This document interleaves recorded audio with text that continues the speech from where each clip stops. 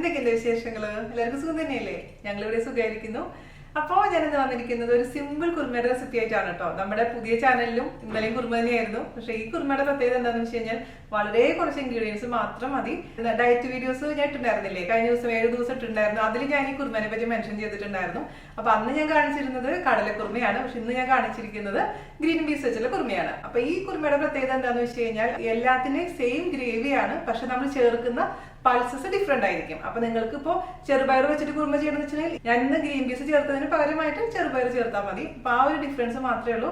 അപ്പൊ super tasty ആയി കുറുമ എല്ലാവരും തയ്യാറാക്കി നോക്കുക. അതിനുശേഷം ഫീഡ്ബാക്ക് പറയാനും വീഡിയോ ഇഷ്ടമായിട്ടുണ്ടെങ്കിൽ എന്ത് ചെയ്യണം, ഷെയർ ചെയ്യാനും മറക്കരുത്. അപ്പോൾ ഒട്ടും താമസിച്ചാൽ നമുക്ക് എങ്ങനെയാണ് രുചികരമായിട്ടുള്ള ഗ്രീൻ പീസ് കുറുമ തയ്യാറാക്കാം എന്ന് നോക്കിയിട്ട് വരാം. ഓക്കെ, അപ്പൊ നമുക്ക് വളരെ വളരെ വളരെ ഈസി ആയിട്ടുള്ള ഒരു കുറുമ ഉണ്ടാക്കാൻ തുടങ്ങിയാലോ. അപ്പൊ അതിനുവേണ്ടി ഞാനിവിടെ എടുത്തു വെച്ചിരിക്കുന്നത് നമ്മുടെ ഗ്രീൻ പീസ് വേവിച്ചതാണ്. ഗ്രീൻ പീസ് ഉപയോഗിക്കാം ഈ കുറുമ ഉണ്ടാക്കാൻ. അതല്ലെങ്കിൽ വെള്ളക്കടല ഉപയോഗിക്കാം, കറുത്ത കടല ഉപയോഗിക്കാം, പയറ്, ചെറുപയറ്, നിങ്ങൾക്ക് ഏത് പൾസാണോ അതെല്ലാം ഈ റെസിപ്പിക്ക് വേണ്ടി ഉപയോഗിക്കാം. അപ്പോൾ കോമൺ ആയിട്ടുള്ള ഒരു ഗ്രേവിയാണിത്. അപ്പോൾ ഞാൻ പൾസസ് മാറ്റിയിട്ടാണ് ഉണ്ടാക്കാറുള്ളത് കുറുമ കേട്ടോ. അപ്പോൾ ഞാൻ നമ്മുടെ ഡയറ്റിന്റെ വീഡിയോയിൽ പറഞ്ഞ പോലെ തന്നെ അന്ന് വെള്ളക്കടല വെച്ചിട്ടാണ് ഉണ്ടാക്കിയിട്ടുണ്ടായിരുന്നത്. പക്ഷെ ഇന്ന് ഗ്രീൻ പീസ് ഉണ്ടാക്കാൻ പോകുന്നു മാത്രം. അപ്പൊ അതിന് വേണ്ടി ഒരു കടായി അടുപ്പത്ത് വെക്കുക, മീഡിയം ഫ്ലെയിമിൽ തീ ഓൺ ചെയ്യാം കേട്ടോ. അപ്പൊ നമ്മുടെ ചൂടായ കടായിലോട്ട് നമുക്ക് വെളിച്ചെണ്ണ അല്ലെങ്കിൽ ബട്ടർ ചേർത്ത് കൊടുക്കുക. നിങ്ങൾക്ക് എന്താണോ താല്പര്യം അത് ചേർക്കാം കേട്ടോ. ഒരുപാടൊന്നും വേണ്ട. ഒരു ടേബിൾ സ്പൂൺ വെളിച്ചെണ്ണ ഇട്ട് കൊടുത്തിട്ടുണ്ട്. ഇതൊന്ന് മെൽറ്റ് ആവട്ടെ. അപ്പോൾ ഗ്രീൻ പീസോ കടലയോ പയറോ എന്താണ് നിങ്ങൾക്ക് താല്പര്യമുള്ള ആ പൾസ് നമ്മൾ ആദ്യം തന്നെ മഞ്ഞപ്പൊടിയും ഉപ്പും കൂടെ ചേർത്ത് വേവിച്ച് അടുത്ത് വെക്കണം കേട്ടോ. ഇതിലോട്ട് നമുക്ക് ചേർത്ത് കൊടുക്കേണ്ടത് 5-6 അണ്ടിപ്പരിപ്പും 5-6 കപ്പലണ്ടിയാണ് കേട്ടോ. അപ്പൊ കപ്പലണ്ടിയും അതുപോലെ തന്നെ അണ്ടിപ്പരിപ്പും താല്പര്യമില്ല എന്നുണ്ടെങ്കിൽ നിങ്ങൾ അതിന് പകരമായിട്ട് തേങ്ങ ചേർത്താൽ മതിയാവും കേട്ടോ. ഞാനിപ്പോൾ ഇന്നത്തെ റെസിപ്പിയിൽ തേങ്ങ ചേർക്കുന്നില്ലാത്തതുകൊണ്ടാണ് ഈ നട്ട്സ് ഇട്ട് കൊടുത്തിരിക്കുന്നത്. പിന്നെ അതേപോലെ തന്നെ അതിലോട്ട് നമുക്ക് ചേർത്ത് കൊടുക്കേണ്ടത് 2 മീഡിയം സവാള, അതേപോലെ തന്നെ 2 പച്ചമുളക്. പിന്നെ നമുക്ക് വേണ്ടത് ഒരു ചെറിയ കഷ്ണം ഇഞ്ചി, അതുപോലെ തന്നെ 3 അല്ലി വെളുത്തുള്ളി. അപ്പൊ നിങ്ങൾക്ക് വെളുത്തുള്ളി വേണ്ടാന്നുണ്ടെങ്കിൽ അത് ചിലർ വെളുത്തുള്ളി താല്പര്യപ്പെടുന്നില്ല, അപ്പൊ അങ്ങനെ ചില അത് ഒഴിവാക്കാം കേട്ടോ. പിന്നെ അല്പം ഉപ്പ് ചേർത്ത് കൊടുക്കാം. നമ്മുടെ ഗ്രീൻ പീസിൽ ഓൾറെഡി ഞാൻ ഉപ്പ് ചേർത്തിട്ടാണ് കുക്ക് ചെയ്തിട്ടുണ്ടായിരുന്നത്. അതുകൊണ്ട് ഇതിൽ ഇനി ഉപ്പ് ഇടുമ്പോൾ എപ്പോഴും ശ്രദ്ധിക്കണേ. നന്നായിട്ടൊന്ന് വഴറ്റി കൊടുക്കാം. ഈ റെസിപ്പി എനിക്ക് എവിടെ നിന്നാണ് കിട്ടിയെന്ന് അറിയാമോ? നമ്മുടെ തൈക്കാട്ടി മൂസിന്റെ അവിടെ പോയിരുന്നു ഞങ്ങൾ. ഞാൻ വീഡിയോയിൽ കാണിച്ചിട്ടുണ്ടായിരുന്നില്ലേ നമ്മുടെ ആയുർവേദ മ്യൂസിയം ഒക്കെ. വൈദ്യരത്നം നഴ്സിംഗ് ഹോമിൽ പോയപ്പോൾ അവിടുത്തെ ക്യാൻറ്റീനിൽ നിന്ന് കഴിച്ച ഒരു റെസിപ്പി ഞാൻ ഓൾറെഡി പോസ്റ്റ് ചെയ്തിട്ടുണ്ടായിരുന്നു. അതായത് നമ്മുടെ ഈസി ചെറുപയർ സാലഡ് എന്ന് പറഞ്ഞിട്ട് ഞാൻ ഇട്ടുണ്ടായിരുന്നു. ഓൾറെഡി നാട്ടിൽ വെച്ചിട്ട് അവിടെ നിന്ന് തന്നെ കിട്ടിയ റെസിപ്പിയാണ് കേട്ടോ. അപ്പോൾ ഭയങ്കര ടേസ്റ്റാണ്, വളരെ എളുപ്പമാണ് തയ്യാറാക്കാൻ, വേറെ ഒന്നുമില്ല. അപ്പോൾ എന്താ പറയുക, ഇപ്പോൾ പ്രത്യേകിച്ചും നവരാത്രി അല്ലേ, ഒരുപാട് പേര് വെജിറ്റേറിയൻ ആണ്. നിങ്ങൾക്ക് ഉപകാരപ്പെടുമെന്ന് വെച്ചിട്ടാണ് ഞാനിപ്പോൾ ഇന്ന് ഈ വീഡിയോ ആയിട്ട് വന്നിരിക്കുന്നത്. അപ്പം എല്ലാവരും ഒന്ന് തയ്യാറാക്കി നോക്കാൻ മറക്കരുത്. അപ്പോൾ നമ്മുടെ സവാള അത്യാവശ്യം വഴണ്ടിട്ടുണ്ട് കേട്ടോ. അത്യാവശ്യം നന്നായിട്ട് വാടി വന്നിട്ടുണ്ട്. ഒരുപാട് ബ്രൗൺ കളർ ആവാൻ നിൽക്കണ്ട. ഈ സമയത്ത് നമുക്ക് ഇതിലോട്ട് ചേർത്ത് കൊടുക്കേണ്ടത് ഒരു തക്കാളി, ഒരു മീഡിയം തക്കാളി.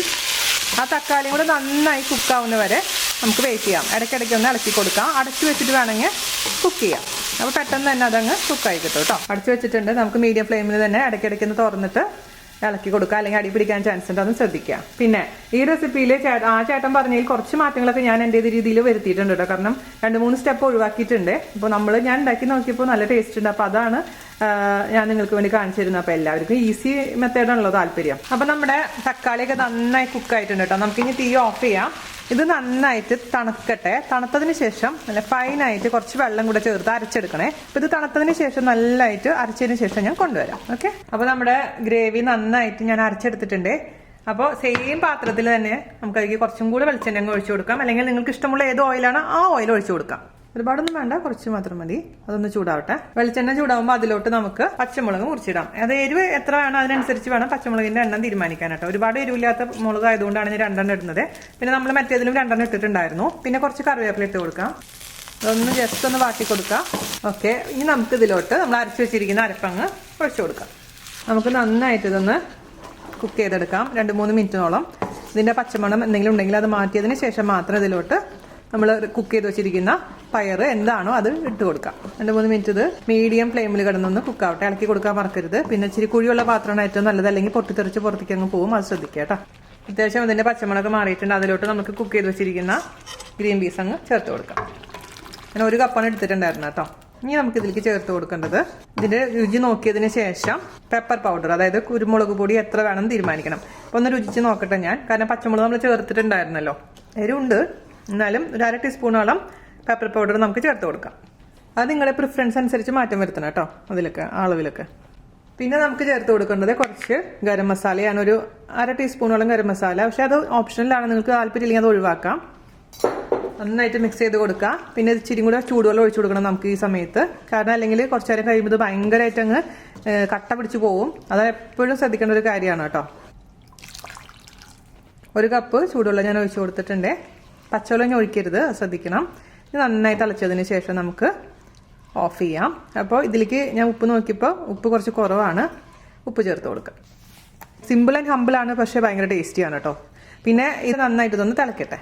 അപ്പോൾ നമ്മുടെ കുറുമ നന്നായി തിളയ്ക്കുന്നുണ്ട്. ഓഫ് ചെയ്യാണ് കേട്ടോ. അപ്പോൾ ഇതിൽ നമുക്ക് അവസാനമായിട്ട് ഒന്നില്ലെങ്കിൽ പച്ച വെളിച്ചെണ്ണയും കറിവേപ്പിലയും കൂടി ഇട്ടിട്ട് ഇത് അവസാനിപ്പിക്കാം. അതല്ലാന്നുണ്ടെങ്കിൽ കുറച്ച് കസൂരി മേത്തി നിങ്ങൾക്ക് ഇഷ്ടമുണ്ടെങ്കിൽ അത് ചേർക്കാം. അപ്പോൾ ഞാൻ ചില സമയത്ത് കസൂരി മേത്തി ചേർക്കാറുണ്ട്, ചില സമയത്ത് കറിവേപ്പിലയും പച്ച വെളിച്ചെണ്ണയാണ് ഒഴിക്കാറുള്ളത്. അത് ഏതാണ് നിങ്ങൾക്ക് താല്പര്യം അതനുസരിച്ച് ചെയ്തോളൂ കേട്ടോ. അപ്പോൾ നമുക്ക് കറിവേപ്പിലയുടെ ഒരു തണ്ട് ചേർത്ത് കൊടുക്കാം. കുറച്ച് പച്ച വെളിച്ചെണ്ണയും കൂടെ അങ്ങ് ചേർത്തങ്ങ് നിർത്താം.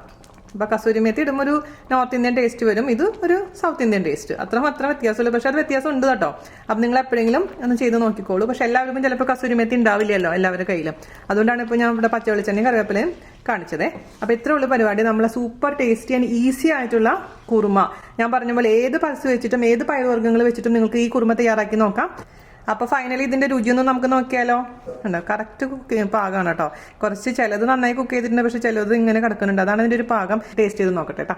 അടിപൊളി. എന്താ പറയാ, നമ്മൾ ഒരുപാട് എന്തൊക്കെയോ സാധനങ്ങൾ ചേർത്ത പോലെ ഫീൽ ചെയ്യുന്നുണ്ട്, പക്ഷെ സിമ്പിൾ അല്ലേ. അപ്പോൾ ഇതിൽ എല്ലാം പെർഫെക്റ്റ് ആണ്. ഉപ്പും പുളിയും എരിവും എല്ലാം ഉണ്ട്. പിന്നെ ഇതിൽ ഞാൻ പഞ്ചസാര ചേർത്തിട്ടില്ല. നോർമലി ഞാൻ പഞ്ചസാര ചേർക്കാറുണ്ട്, പക്ഷേ ഈ ഗ്രീൻ പീസിന് ഒരു ചെറിയൊരു മധുരമുണ്ട്. അതുകൊണ്ടാണ് ഞാൻ എന്തെങ്കിലും പഞ്ചസാര ചേർക്കാതിരുന്നത് കേട്ടോ. അപ്പോൾ സൂപ്പർ ആയിട്ടുണ്ട്. അടിപൊളി എന്നാൽ അടിപൊളിയായിട്ടുണ്ട്. ഞാൻ വെറുതെ പറയുന്നതല്ല, നിങ്ങൾ ഉണ്ടാക്കി നോക്കിയാൽ തന്നെ നിങ്ങൾക്ക് മനസ്സിലാവും. അപ്പോൾ ഇഷ്ടപ്പെട്ടു എന്ന് വിശ്വസിക്കുന്നു. എല്ലാവരും തയ്യാറാക്കി നോക്കിയതിന് ശേഷം എനിക്ക് ഫീഡ്ബാക്ക് പറയാൻ മറക്കരുത്. അതുപോലെ തന്നെ നമ്മുടെ വീഡിയോ ഷെയർ ചെയ്യാനും നമ്മളെ സപ്പോർട്ട് ചെയ്യാനും മറക്കില്ല എന്ന് വിശ്വസിക്കുന്നു. അപ്പോൾ അടുത്ത അടിപൊളിയായിട്ടുള്ള റെസിപ്പി ആയിട്ട് വരുന്നവരെ നന്ദി, നമസ്കാരം. താങ്ക്